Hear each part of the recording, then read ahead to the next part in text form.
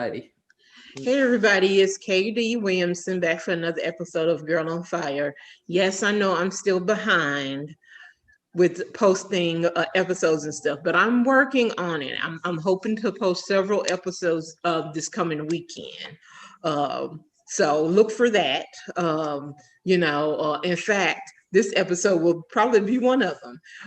Today I have with me a guest that's been here before, McGee Mathews. Say hi. Hey, everybody. And as always, off camera, we were having a very interesting conversation. So I felt like we needed to bring it here because we seem to have really good conversations. So no hot sauce today, by the way. But like I was telling her at the beginning, I am running out. So hint, hint, people. If you want to send me some that you want me to try, please go ahead and do so. I won't be mad at you. So, okay. So, McGee, we were talking about indie publishing and the difference between doing that and going through a traditional publisher. And I was telling you that I've thought about it, and that in my career, which has, I mean, it's a short, I mean, so far it's a pretty short career, but you know, I wouldn't say I'm well known, but I'm known enough to where if I were to go, independent, I could obviously I would reap mostly all of the reward, except for Kindle and that weird thing that they do, where you don't get any money, So, but I've thought about it, and we were talking about the process and stuff like that. I was about to say that one of the biggest things I appreciate about going through a publisher is having an editor for content. That's my biggest thing. Now I have beta readers, which I've changed beta to alpha because they are the first people to, read it. I have beta readers and they are great. To me, I have right now I have three. I've used Anne and Amy for like the past couple of books. And to me, they present two different types of readers, so it's like I get what Anne has to say because she likes, she's worked with Jay before. So, and Jay is more of a traditionalist when it comes to lesfic. So to me, I feel like I have a more of a traditional reader in her, and Amy is the type of reader who reads some of everything, So I like that, dichotomy going on there. And they give me some good help with, content and continuity. They catch some of the grammar stuff, all this stuff. But to me, there's nothing like having somebody who's been in the writing business for a long time, who can catch those little things that can make a book better, that sometimes a beta reader can't because they don't have that type of experience. So that's what I enjoy about going through, a publisher. And if I were ever to go indie, I would have to have somebody that's able to do that and kind of kick me in the ass when they have to, because I enjoy that process too. I mean, like, tell me if I need to rewrite something, tell me if something doesn't make sense. My alphas would do that too, but it's just like with my last book, Big Girl Peel. They did a good job. Amy Ann did a good job, with everything. But it was just like like Jove Bell, Andy Marquette, were my copy editor and editor, for that, line editor and copy editor, for that book. And to me, when I think about when I finished that book, it was probably, I want to say 80,000 words or close to it. It may have been more than that. By the time Andy got through with it, she had cut maybe 7,000 words from it. At first, I was like, oh my God, my baby. I know. I was like, but then it was just like, I went back through and read it after the things were cut out, and it didn't make a difference. to me, it was, it was stronger because I was able to see that the things she was taking out kind of dragged the story a little bit, and you never want that to happen. Mm-hmm. So I think, to me, that's like a service that's just, I have to, Mm-hmm. I know, and I know if I were to go, do the indie thing, uh, I would have to really pay somebody to do, to be able to do that. Because as you know, when you go through a publisher, it's a long drawn out process. Mm-hmm. So yeah, so I admire anybody that goes through the indie process. I've looked it up just to see, um, how it would be. It's not as complicated as I thought it was going to be, Mm-hmm. not at all. But the like I said, the biggest thing was editing and graphics. So like book covers and stuff like that. So I admire anybody, but still, who want to go to the indie route, or what have you. So I mean, I think that's a pretty bold move. And some big names do, independent. Riley Lachey, Mm-hmm. Mm-hmm. I know G Benson is putting out an independent book. I think it comes out this month. And I was talking to her, and I was like, "Oh," I said, "You decided to," and she said, "Well, just for this book, because as you know, when you go through a traditional publisher that has a lot of authors on their rotation, you have to wait your turn. Even if you have a book done, you know, let's say in December, because they have something else slated, that book may not get published to next December, depending on how it goes. Mm-hmm.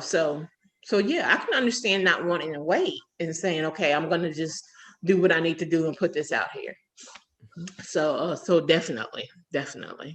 Mm-hmm. So big on you for doing that. Like, Well, I know you've yeah, done it that's both I ways. have, and I'll call myself hybrid, and I think I probably will stay in that lane, Mm-hmm. because some books that I'm working on, I always have a lot going on at the same time. I get bored and switch back and forth. So, Mm-hmm. um, some fit more of a publisher's brand, if you will. So it Mm-hmm. might be something that they might be interested. But if it doesn't fit their brand, then it doesn't matter. It's just not going to fit. So I can see some things, that I believe are stories I want to share, that What don't do you quite mean by fit. fit their brand? Um, well, without any certain publisher in mind, let's say there's a publisher that writes all cozy mysteries, Mm-hmm. and you wouldn't want to sell them, some space odyssey thing, because Well, they're okay, not yeah, gonna, I see what you're saying. that's what I mean. Okay. So they all, whether they come out and say this is my brand, if you look Mm-hmm. at their stable of authors and the kinds of books they write, your story that you're sending them should fit in that Mm-hmm. genre, at least, Mm-hmm. if not the tone or what have you. So they Mm-hmm. have their own thing they're trying Okay. to Okay, that makes for sense. Yeah. sales, and they're looking at it strictly from a sales perspective, I'm sure. But Yeah. Yeah. I whereas mean, yeah, I mean, because I know despite the climate, with dealing with police officers, for some reason, um, books with cops hmm in them, seem medical romances, hmm those are huge, huge, huge, huge, things. hmm Um, so yeah, I mean, we see a lot of those. I mean, those are kind of flooded the market. I mean, hmm those were my first few books hmm I And wrote. I same, mean, same, same, and yeah, even the next one of my Diamond Lakes is, it kind of circles back to the cops again. So, yeah. I but mean, we all have friends that are police women. We like those pants fit those high yeah, heels. I'm yeah, telling you. yeah. So there's a certain attraction right off the Yeah. get go. So So I can understand it. So me myself, I decided to like kind of abdicate from that area, and kind of spread my wings and go in another way, So, but who knows? I may circle back as well. We'll hmm see how hmm inspiration strikes. I mean, right now I'm absolutely, blocked anyway, so I guess it doesn't make a difference in yeah. anything. Well, So, and I think we spoke earlier about people that have a full-time job and they're mm-hmm. trying to write as well. I'm in the position in my life that I'm able to write all day, so that Mm, makes a huge difference in terms of productivity and the amount of detail I can spend working yeah. with different aspects of the marketing, et cetera. So it does. There's definitely, I've got a list, and there's two big long columns of pros and cons of publisher, non-publisher, and Yeah. certainly we were talking about the putting the money up front for editing, a good Mm-hmm. cover, how important the cover is, and just really making sure you have your best fit forward. And a lot of times some of the indie stuff, especially Kindle Unlimited, some of it's pretty good stories, but a little rough. They Yeah. needed some There's editing, they some needed some. gems there. There's some Yes, real yes. gems. And And I there's think the indie market in lesfic gets a raw deal mhm, a lot of the times because readers assume, oh, she's independent. It's gonna be, mhm, ugh. I mean, people, because I guess they haven't. Well, of course, anybody can just publish that way. mhm, It doesn't matter how good or how mediocre or whatever.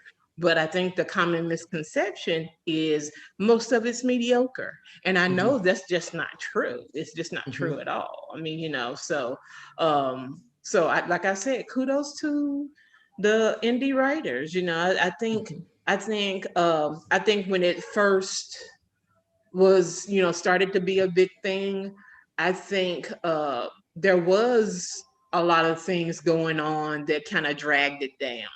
But mhm, I feel now, to me, it's kind of neck and neck with mhm, traditional publishing at this point, mhm, because mhm. so many people, so many well-known authors, go that way. They may only Mhm. do it for one or two books, Yeah, and then come yeah. back to traditional publishing, but it's not that unusual now, Mhm. so Yeah.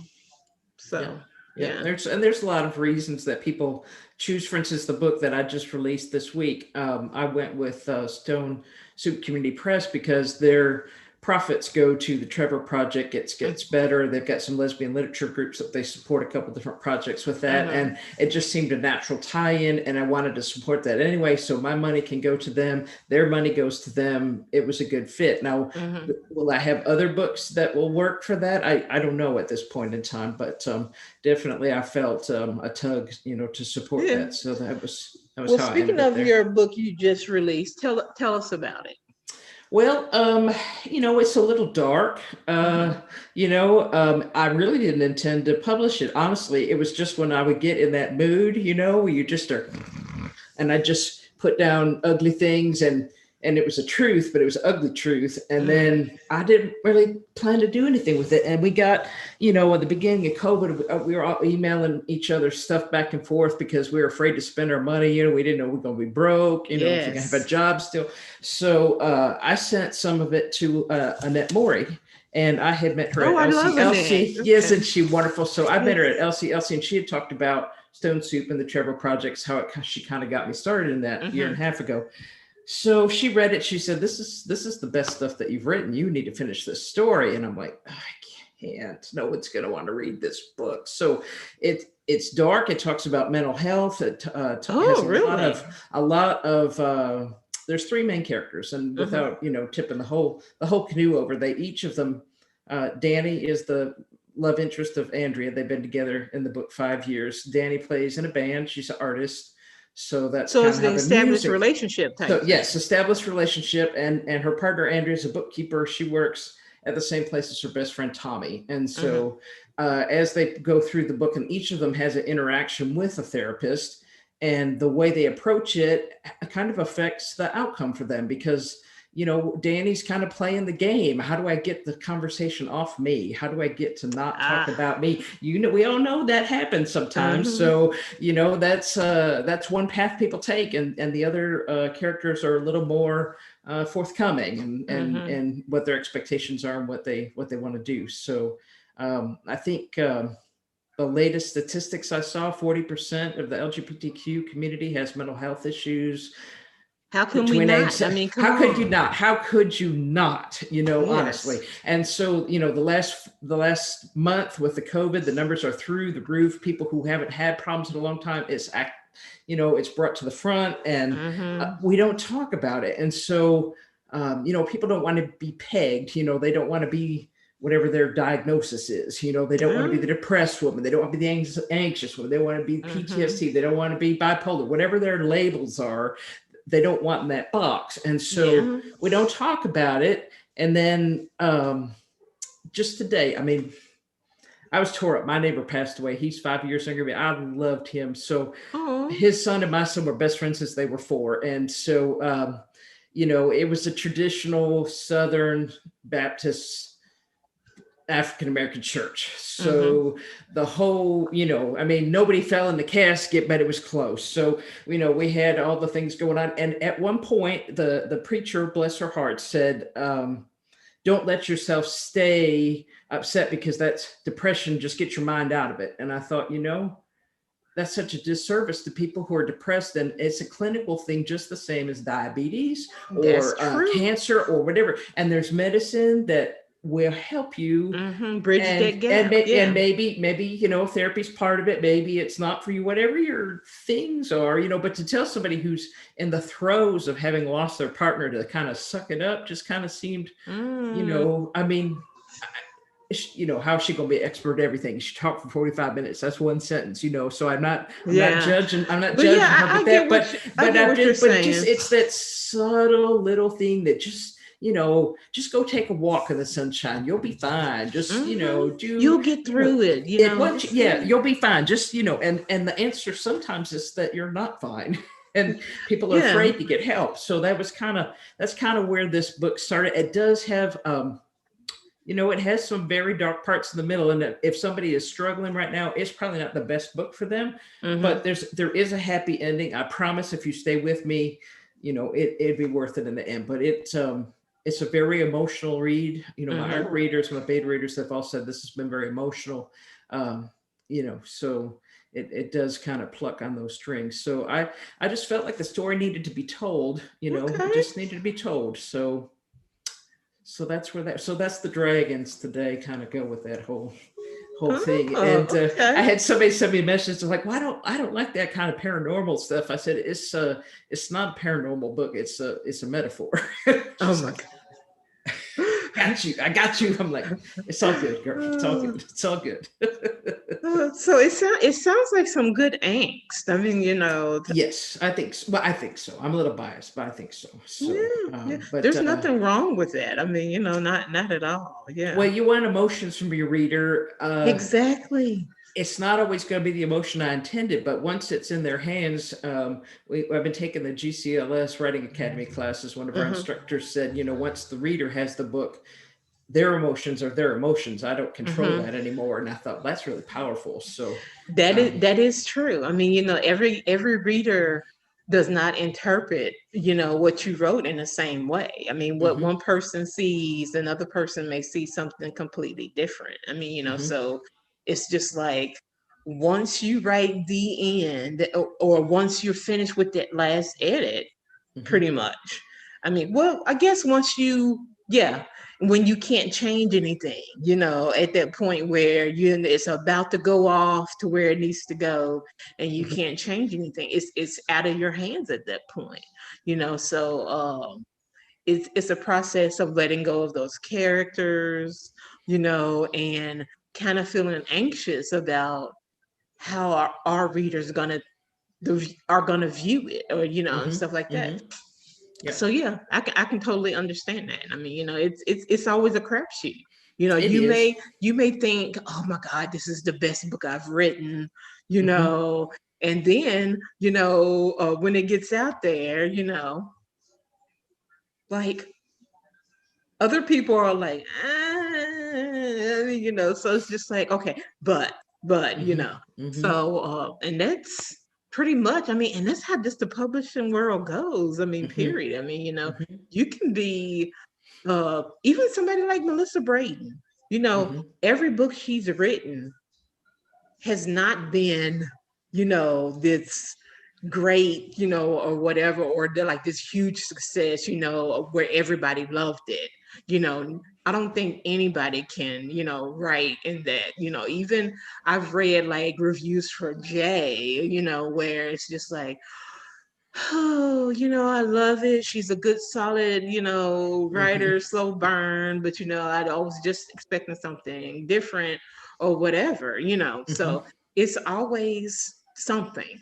It's Well, always I think something. what you said really speaks to it, though, is what do people expect from a book written by KD? What do they expect by a Mm-hmm. book written from McGee? And I can tell them that my characters will be real, the story will be real, it will be somebody's truth, whether it's your truth or not. Mm-hmm. It's that's what I'm shooting for. Some people, if you want something funny, that's the person to read. You want this, Yeah. so I think the trick of that is I don't want to be in a little box. I hear you say you won't be in a little box either. No, So that no. I think part of it is to express to the reader, this is what you're going to get in this book. Mm-hmm. So they're not looking for a rom-com and all of a sudden find themselves in a big drama. So, Mm-hmm. and how do you write that blurb in 200 words that expresses Everything that you want to everything? get And in there. you Mm-hmm. just can't. So as you try to be honest with people about where you're going with your work or whatever, and you just have to sometimes come out and Yeah, so that's true. That's true. yeah. I'm with you. I mean, I was Big Girl Pill was the book of the month with the lesbian book club or whatever. And Amy and Ann happened to be moderators, and we actually did an episode of Girl on Fire, and it was interesting.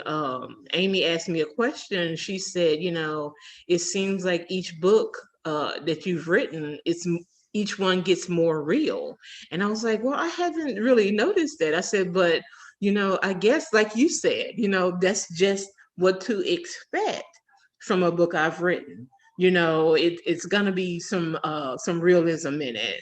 It may be, some books may be more angsty than others. You just never know. I mean, some books may have a bigger plot, I mean, than others. It may not be pure romance. Like, you just Hmm. you just never know. I mean, Hmm. so I do, just like you, like to change it up, a little bit. So it's just like, okay, and the book that I had been working on, um, it's a it's it's different in a way, and I really don't know how to explain. It feels different, just in a way it's being written, in the words and the verbiage that's being used. I mean, all that. Hmm.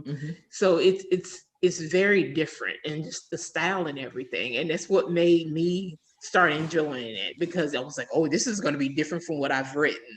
So I Hmm. was like, okay, and it still has that core, some of that core of what I've written before, but there's enough difference in it where where it'll be like, oh, I mean, so yeah, I enjoy going there as well, so.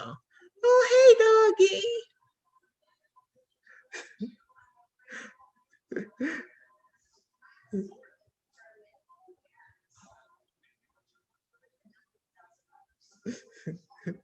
We have a little situation. So Oh, I'm sorry about that, but I'm not sure I can get him back out of here. oh. That's okay. I have my dog sitting right next to me. He's right here with his head on my lap here. So, but yeah, yeah. Okay. And you said also that you're almost done with a book in a series that you have. Hmm. Yep. Here comes the cat too. We got everybody now, I think. Yes, I've been working. It kind of started off as just the first book. Uh-huh. And then I was writing, I felt the second book was coming out, and I actually wrote what I thought was the third book a year ago for Nano.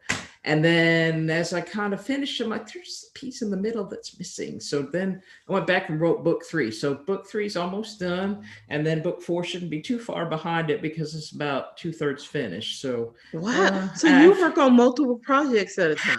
I do. It suits my ADD. I can flip from this to that, and Wow. I'll be outlining one thing, editing something else, and I just had a bunch of projects come together at the finish line at the same time this summer. So, but usually they're at different I stages. So admire writers who can do that. I've spoken to several writers who's like, oh yeah, I get this going on, and then I have my Patreon. I mean, right? I'm like, oh my God. I mean, I think I'm just so impressed by writers that can do that, because when I get when I get to the characters that I'm gonna have in a novel, they just totally consume me to where I can't think of, I may get an inkling of the next novel mhm, possibly, or mhm. an idea, or something like that. So I admire you for being able to do that. There's just no way, no way. So wow. So we were also gonna, and I remember the last time you were on, you sent me an email and said, "Oh, we should have talked about my band." Yes, So let's do yes, that. And I yes. haven't even had the chance to. I got your email, and I kept saying, "Okay, I'm going to listen to it." And I ain't even had a chance to do anything with it. I've been Oh so my goodness. busy. Oh my goodness. Well, I played horn all through school, and then in college, started being a roadie for a band, learned to play bass. I can't hold down all those, strings those Uh-huh. guitar players do. I never could play piano. I could left hand could go, right hand could go, but not both hands could go. I It just, does take some and coordination. God help me for drums. They got all their feet and hand. Uh-huh. Oh no, no, no, no. I just am not coordinated enough for that. But actually got talked into playing in a country band for a little while, but we moved to South Carolina, and we were going to the MCC, and I was talking to some different folks, and they played instruments. So we got a little group together and played a little Twyla Paris number for the church, and just blew the rafters off of that place. The Mm. whole group is like, but I don't think they're going to ask us to play much more. But so we ended up starting an all women rock band, and we played around, the upstate and in North Carolina, and 4 or 5 years, I think, and just some of the best musicians. And the drummer still is playing in 3 different groups, Wow, and really? she's still cranking it out. And the guitar player May, they got together again, and they're playing with the group. So it's great to hear Wow. them doing their thing. I don't think I have it in me to drag all those speakers around anymore, but Yeah, yeah. And stay tuned, everybody, because I actually got the music from you because I want to Mhm. feature it in the little the beginning section of Girl on Fire and the end section. So Nice. everybody, Yeah. you'll get a sample of listening to her play and Back in the listening day, to her yes, band. it was. Yeah. Yeah, the So, video I sent you is from about 1998, I think. So, oh, okay. so it's yeah, and even then we were playing what we thought was oldies. So now it's like, big Yeah. band music to kids today. Yeah. Yeah. Shoot. So yeah, so we had some fun. So you know, it was it was some of the most fun I've had, I think, really. But you know, Yeah. I used to play of course, like most geeky people, I was in band as well. I actually played the trombone. did you? Yeah, I Excellent. did. I did actually. And I was in band until I want to say the ninth or the 10th grade. And I abandoned it because I got more involved with other activities, like other clubs and stuff like that. Hmm. And so I just kind of like, and I wasn't all that interested in being in a marching part and wearing the big hats and all that stuff. And Yeah. I just wasn't interested in that. So, Yeah. Yeah. so That I wasn't. kind of, and the unfortunate part is, I was actually a pretty good trombone player, but I Hmm. cannot even read music now. I Mm. didn't keep that going. And that's unfortunate because it's just like, man, I can't even read a note of music anymore, or be able to, I probably can't even play anything. I know how to position and I can remember Hmm. that, but I bet it would come back to you. I And don't know. actually, that trombone's the only brass instrument that I can't play. Really? It takes some, Because you yeah, got to it's try and hit those positions, and and you got to and have that in hear the it. in just the right space. I mean, Hmm. like the little slider, Yeah, thing. yeah, yeah, yeah. So Yeah, yeah. that's I great. mean, Yeah. Hmm. It's just it's kind of, to me it's kind of like I took Spanish all through high school. I took 3 years of it in college, and I can't speak a lick of it. not an ounce. So it's just like, wow, all the time I spent, and we're talking about college level Spanish, you Wow. know, Mm-hmm. I had to take with my degree, I had to take a foreign language, along with it, and I had to take it Mm-hmm. up to a certain degree. I mean, so can I speak a lick? I bet it would come back to you. And I thought that too, but it doesn't. It really doesn't. It's like some things, I guess are muscle memory, whether it's muscle brain Mm-hmm. memory or, Mm-hmm. whatever. Mm-hmm. It sticks with you. And some things, if you don't exercise it, Mm-hmm. it's gone. I mean, if you don't practice or whatever, it's Mm-hmm. just like, now if I were to sit down and I could reteach myself eventually, Mm-hmm. but Mm-hmm. I would have to, I think I would have to start at the beginning. I mean, pretty much. So yeah, so it's just like, I was like, oh man, I should have kept up with that. It's just like, it just would have been a fun thing to just, be able to do like on the Mm-hmm. side. So, Mm-hmm. so Mm-hmm. I don't know. So, I don't know. No. So Hmm. when did the book come out? When did your new book come out? Just December 1st. Just a Oh, few days ago. Yep. so Yep. how's it doing so far? Well, we're in the top 100 of new releases, so that's pretty good, I That think, is especially good. for a quirky little dark story that's sort of a romance, sort of not. Yeah, So, and in yeah. December, people want holiday books, Yes, so they but do. there's there was no time that spoke to me for this book. It was going to Yeah, be uphill no matter when we put it out, so might as well do it now. But yeah, that's true. so That's true. yeah, Okay. yeah. Okay. Now you said you're almost finished with the third book in the series you were working on. Hmm. Like, are you gonna do independent with that, or are you gonna Yes, go to a I'll big? stay indie with that. I'm sure the publishers still aren't interested in it, but it's done pretty well and people relate to the characters, and I think, Okay. I've saved so pretty darn well. So yeah, so I have it envisioned as a five book series, and Mm-hmm. the fifth book is drafted out. So Mm.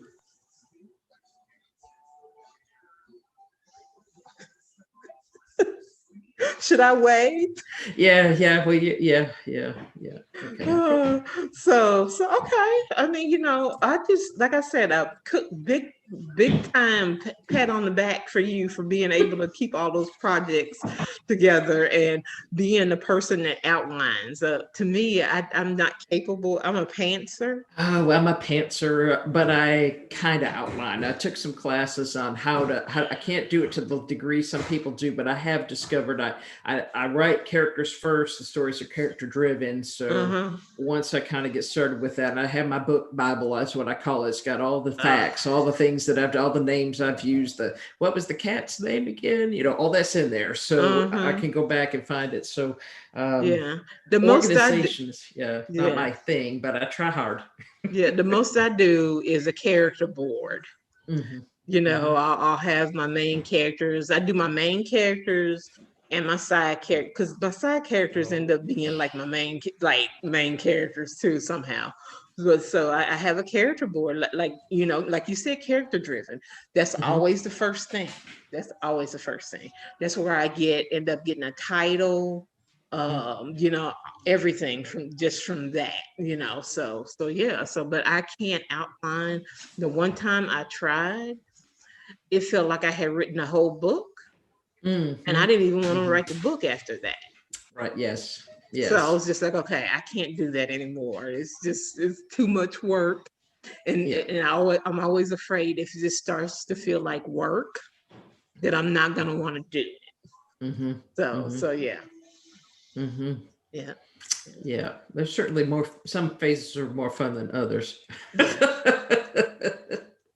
You hear Yeah. us talking? Yeah. Get some ears up there too. So you might have to edit a little, get my wife out of the cuts there.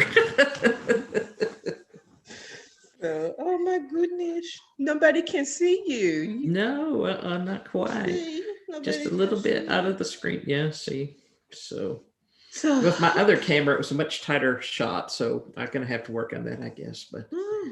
Yeah, we'll see. So, yep. So we're plugging along. I'm pretty excited. I got some people working on audio, and should have some audio books out Now, this which time. Sure. books in particular are you This is doing? the Diamond Lake series with Oh, my softball gals, and okay, yeah, the mechanic and the cop. So okay. they So that's. you were telling me about the narrator and how Mhm. she's like got all these voices She down does. She's towards them. amazing. She's actually a voice coach from Savannah, Georgia, and I think she's originally from New Yorkish. It seems Hmm. in her accents. So, but she's got a different voice for every character, and Oh, that's she's pretty acting it cool. all out. It's really cool. It's really different to hear your story read back to you that way, and you're It listening to it, is. and you're like, "What happens?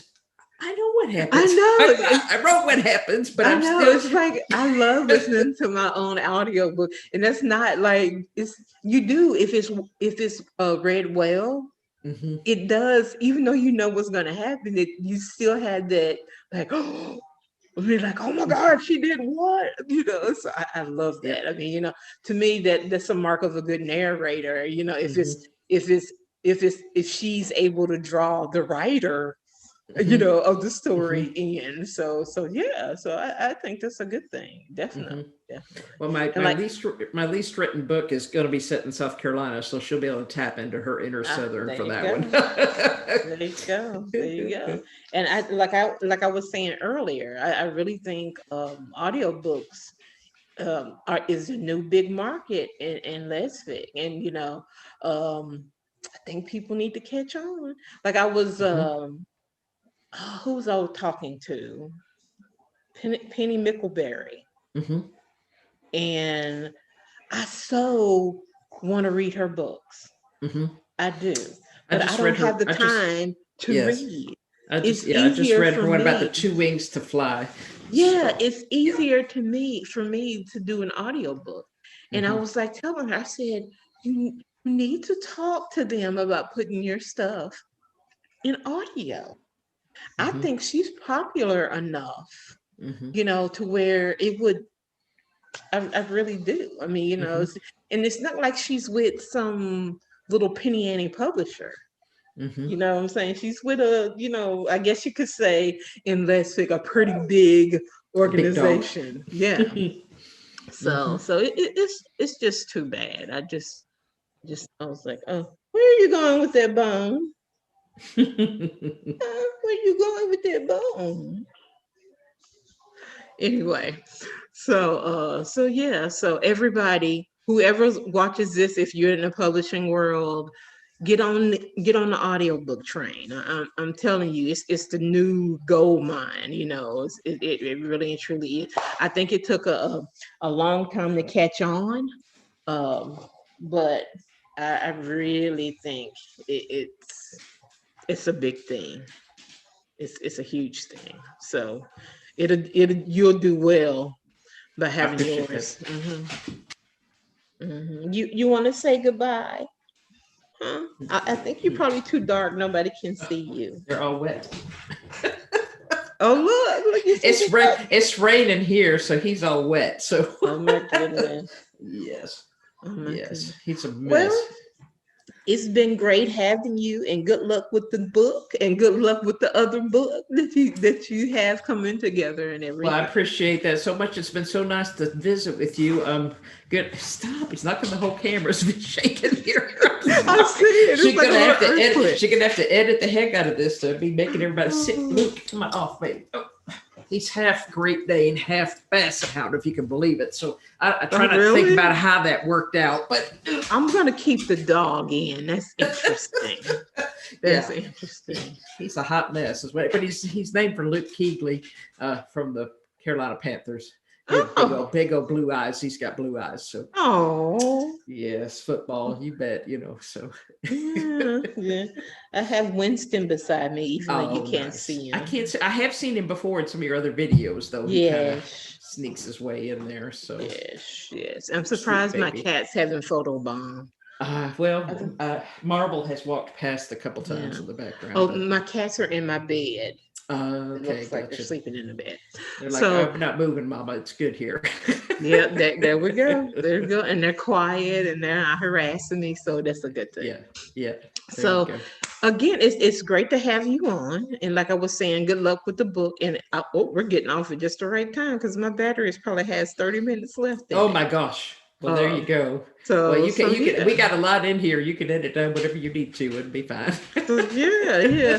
Okay. So good luck with everything. I sure And whenever appreciate you it. want to come back, just I'll keep you let on my us know. speed dial. I appreciate you. Okay, no problem.